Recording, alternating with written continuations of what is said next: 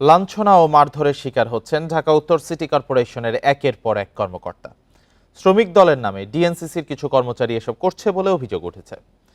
অভিযুক্তদের শাস্তির দাবিতে সিইওর কাছে স্মারকলিপি দিয়েছেন ৬০ জন কর্মকর্তা। জড়িতদের আইনের আওতায় আনার আশ্বাস প্রধান নির্বাহী কর্মকর্তার। এ দৃশ্য ২৫ আগস্টের। ঢাকার উত্তর সিটির নগর ভবনের ৮ তলায় নিজের রুম থেকে টেনে হিঁচড়ে বের করা হচ্ছে তথ্য কর্মকর্তা পিয়াল হাসানকে। তাকে মারধর করেন অঞ্চল ৩-এর রেভিনিউ সুপারভাইজার শেখ শওকত হোসেন এবং বর্জ্য পরিদর্শক গাদ্দাফি।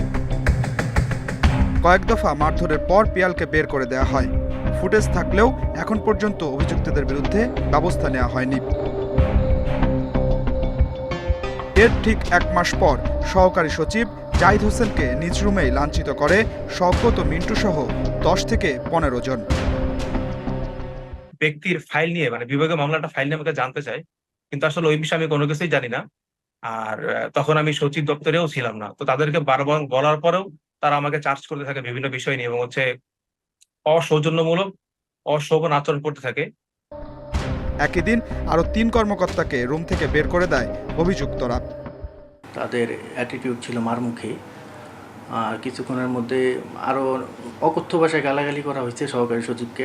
আর আমরা অন্য তিনজন অফিসার ছিলাম, আমাদেরও বলা হয়েছে আপনারা রুম থেকে চলে যান।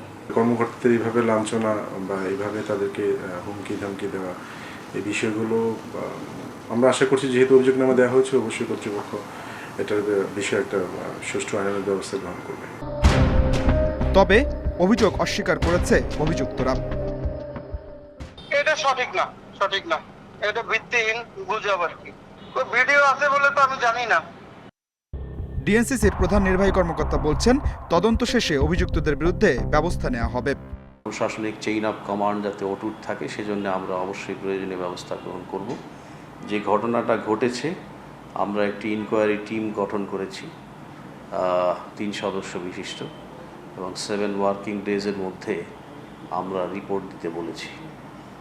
এই রিপোর্ট পাওয়া সাপেক্ষে আমরা যথাযথ ব্যবস্থা গ্রহণ করব। সরকার পরিবর্তনের পর সিটি কর্পোরেশন কর্মকর্তাদের মারধরের ঘটনা এবারই প্রথম। Adilur Rahman, independent news, Dhaka.